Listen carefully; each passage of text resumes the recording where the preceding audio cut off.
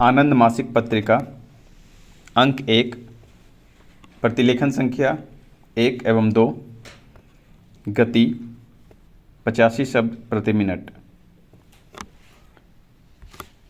उपकुलपति महोदय, जैसा कि आपने कहा, आपका विश्वविद्यालय नया है, लेकिन बंगाल में शिक्षा की परंपरा नई नहीं है। बंगाल हमारे देश के बौद्धिक पुनर्जागरण और राष्ट्रीय जागृति में सबसे आगे रहा है। राजा राम मोहन राय से लेकर, जो कि हमारे पहले आधुनिक पुरुष थे, और इस छोटे शहर को उनका नाम देकर ठीक किया गया है। आज तक बंगाल की कोख से जन्मी उन असंख्य महान संतानों की एक लंबी कहानी है, जिन्होंने हमारे राष्ट्रीय जीवन को संपन्न और उन्नत किया है। आज का दिन केवल एक समारोह का ही नहीं है।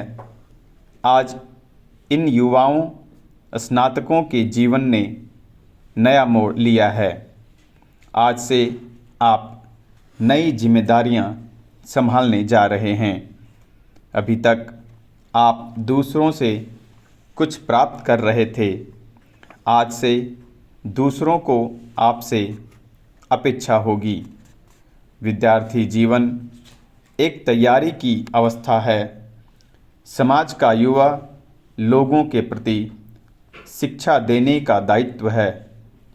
स्कूल और कॉलेज की शिक्षा समाप्त करने के बाद पढ़े लिखे नवयुवकों का समाज के प्रति एक कर्तव्य हो जाता है।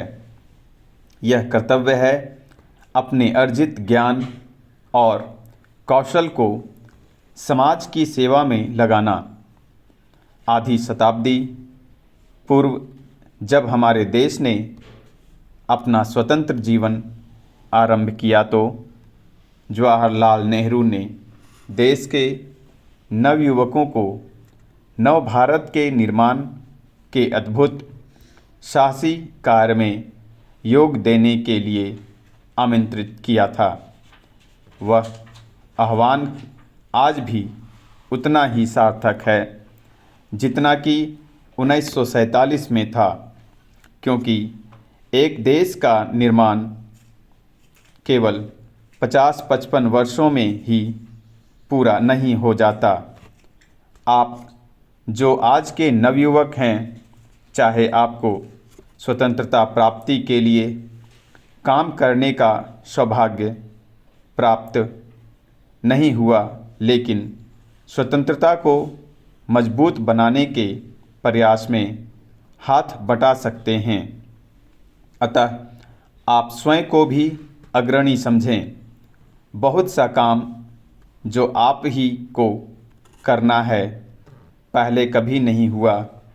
भारतवासियों के जीवन में सजीवता लाने से अधिक अद्भुत कार्य और क्या हो सकता है।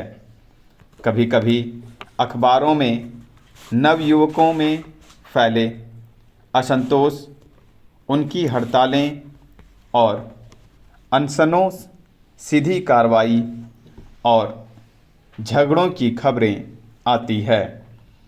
एक हद तक यह असंतोष युवकों की गतिशीलता का द्योतक है।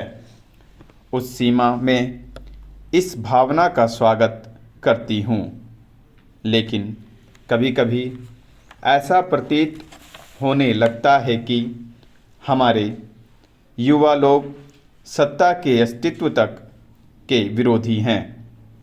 यह विरोध विकास की एक अवस्था है या एक प्रवृत्ति। उपकुलपति महोदय, अपने सकारात्मक रूप में यह कुछ कर गुजरने की इच्छा बन जाती है। अपने काम के प्रति असंतोष ने ही लोगों को पुरानी समस्याओं के नए समाधान खोजने के लिए प्रेरित किया है।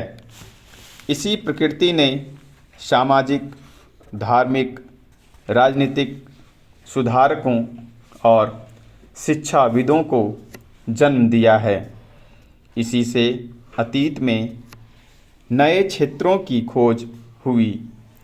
आधुनिक समय में पर्वतारोहण और ऐसे दूसरे साहसिक कार्यों में यही प्रवृत्ति मुखर हुई है।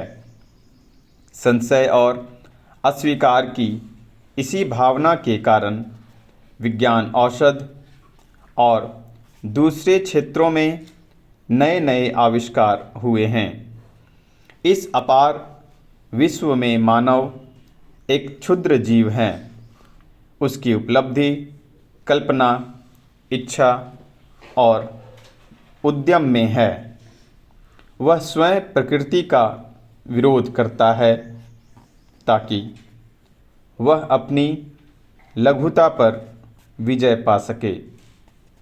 इस तरह से उसने प्रकृति की शक्तियों को अपने वश में करके अपने लाभ के लिए इस्तेमाल किया है।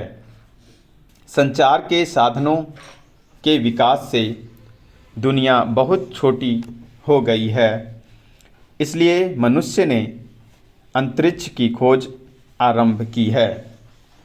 इससे यदि युवाओं में एक नया उभार आया है तो निरंतर होने वाले परिवर्तनों के प्रति अभ्यस्त होने की नई नई समस्याएं भी पैदा हुई है। जनसंपर्क के व्यापक साधनों से ज्ञान प्राप्त करना और किसी भी देश या राष्ट्र से ज्ञान और जानकारी प्राप्त करना सरल हो गया है। इससे दुनिया में कहीं भी कुछ होता है, उसका प्रभाव हर देश के नवयुवकों पर भी पड़ता है। युवा लोग जीवन में निश्चितता और सीधे सीधे समाधान चाहते हैं। बुजुर्ग समझौते के पक्ष में हैं।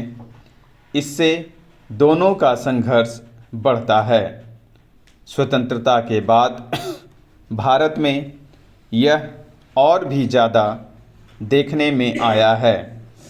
वर्तमान पीढ़ी के पुराने मानदंड आमूल नष्ट हो गए हैं और यह एक नई दिशा की खोज में भटक रही है।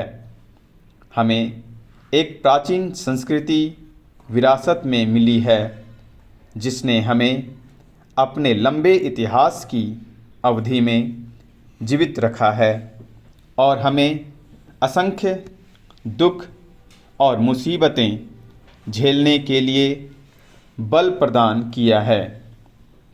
इस संस्कृति के बहुत से आदर्श और गुण अनंत महत्व के हैं, लेकिन उन्हें आज के जीवन के लिए सार्थक बनाने के लिए हमें उनको बदलते रहना चाहिए। उन्हें उन थोथे अंधविश्वासों और व्यर्थ के रीति रिवाजों से जो सदियों से हमारी संस्कृति में आ मिले हैं, मुक्त करना चाहिए। आपको हमारी परंपराओं को समझना चाहिए, तभी हम जान पाएंगे